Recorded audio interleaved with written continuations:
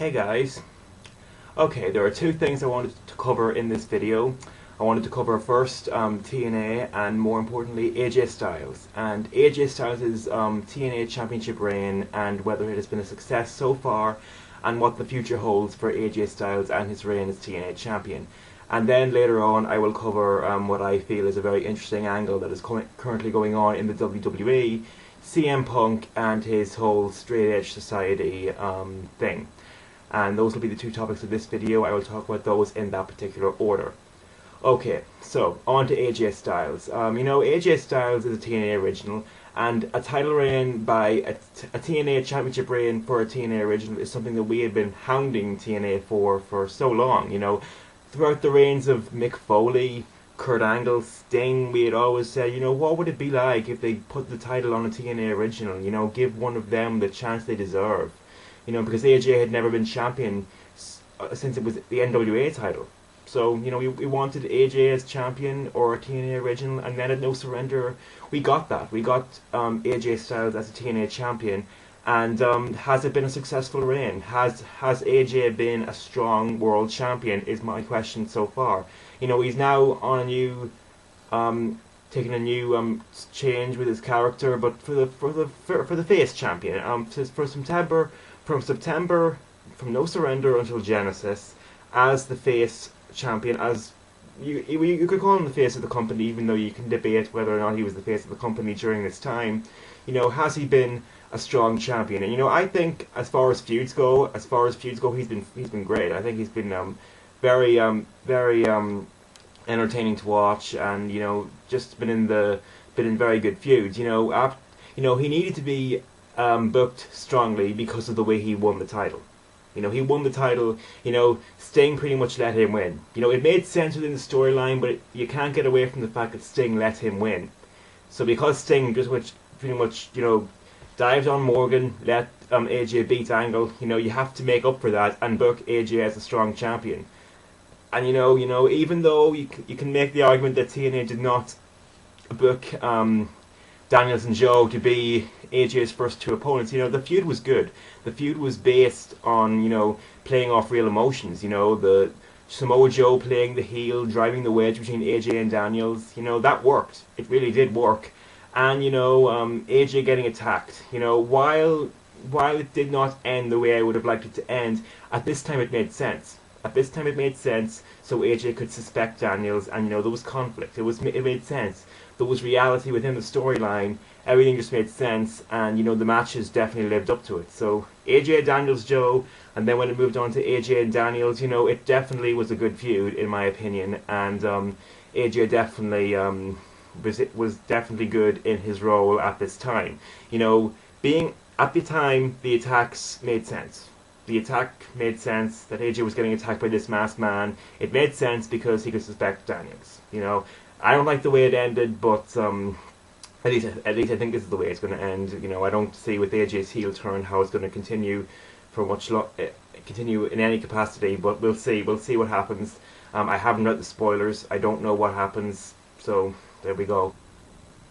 So from AJ Daniels Joe, we moved on to AJ Angle again, which had been pushed, just the right amount, while AJ was feuding with Daniels and Joe, and Angle was feuding with Wolf. Both of those feuds were the main priority for all those guys, but mostly Angle was able to say, I'm coming for AJ after I'm done with Wolf, and it was just the right amount of making sure that when AJ was finished with Joe and Daniels, he would move on to Angle. And the feud went pretty all right for AJ Angle as far as a feud goes. It was a feud of respect, which is fine for what it is, but this is when the attacks just started to fall flat to me, especially the way it ended, because Tomko, I think in my opinion AJ should have, when Tomko attacked him and was about to reveal himself, AJ should have fought back and then forced Tomko to reveal himself, remove the mask himself, and then Tomko would have had an excuse to fight back again. We found out at Genesis when AJ turned heel why that was done, to finish it off, because I think for the purposes of just finishing it off, it was fine, that Tomko revealed himself, then he lost to AJ in a TNA title match. Now that AJ's heel, it doesn't look like they're going to continue it.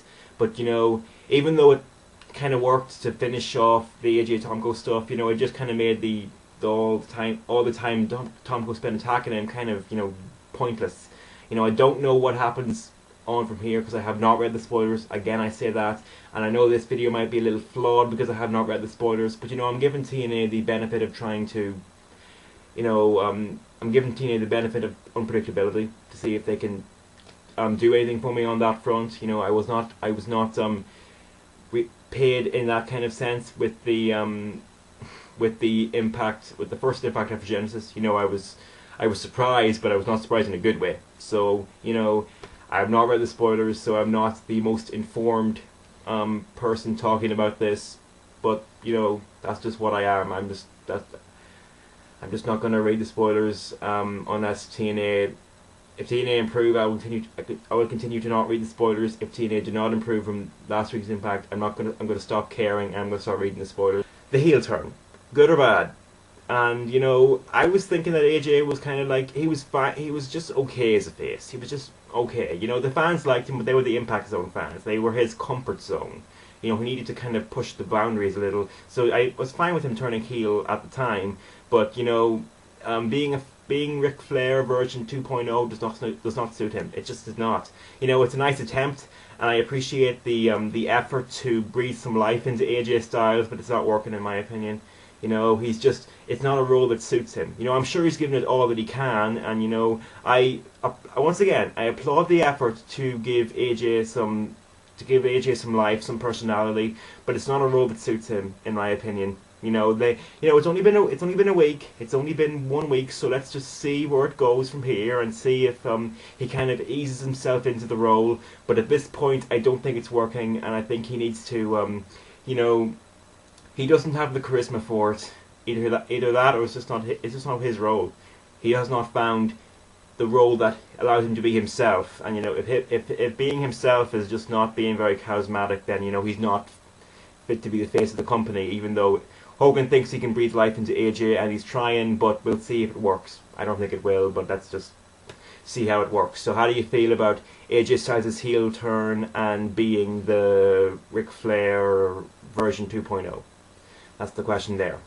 Okay, on to the WWE and on to CM Punk. And I'm surprised that this has not garnered some more discussion on this community, because, you know, CM Punk and the Straight Edge Society is you know, an angle that stands out among the angles we usually see in the WWE these days. So I'm surprised no one else has talked about it now. But I'm going to talk about it a little bit now for the rest of this video.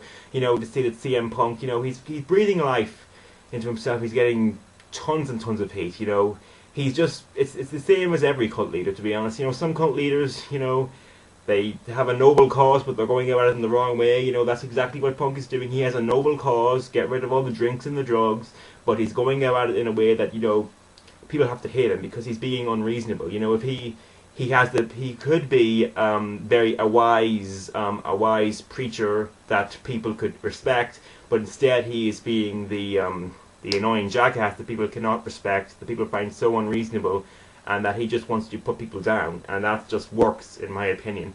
And, you know, he has Luke Gallows. You know, he wasn't doing anything. He's fine for a big muscle. He's fine for some muscle for a medium-sized guy like Punk, so he's fine where he is.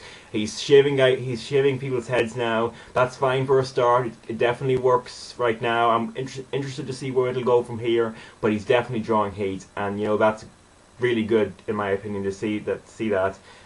He can draw heat from promos that really last long. You know, it's not being limited to some catchy soundbite. It's being allowed to develop. It's being allowed to develop, and the crowd are into it. So I definitely applaud CM Punk and the SmackDown creative for that. Thumbs up for that. And where will it go from here? There have been rumors that we're going to see CM Punk versus Rey Mysterio, hair versus title. Hair versus mask, I'm sorry, at WrestleMania. So how will that go? You know, I'm not sure how good of a match it will be, because, you know, Rey needs surgery, and he's he's the best judge of what his body can do at the end of the day, and if he wants to stay until WrestleMania, I don't have any problem with that. But is he really fit to steal the show, so to speak, at WrestleMania? I don't know about that.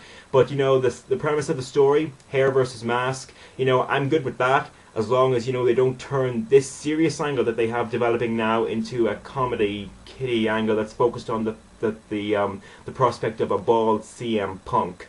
I don't. It might turn into a kids orientated angle, and that's not for me. I can't get it really. But I just don't think they should do that. I just don't think they should take a serious angle. It's supposed to be serious. It's supposed to be all about getting CM Punk heat and just kind of tackling real world issues at the same time, and then it just turns into a joke. We want to see CM Punk ball. That'll be so funny. Yeah, I just don't want that to happen. But the match would be fine, and the premise of it, if it's serious enough, will definitely be good in my opinion. He needs to start doing more than shaving people's heads. We really need to see that. Shaving heads is a good start. It'll only get you so far. So hopefully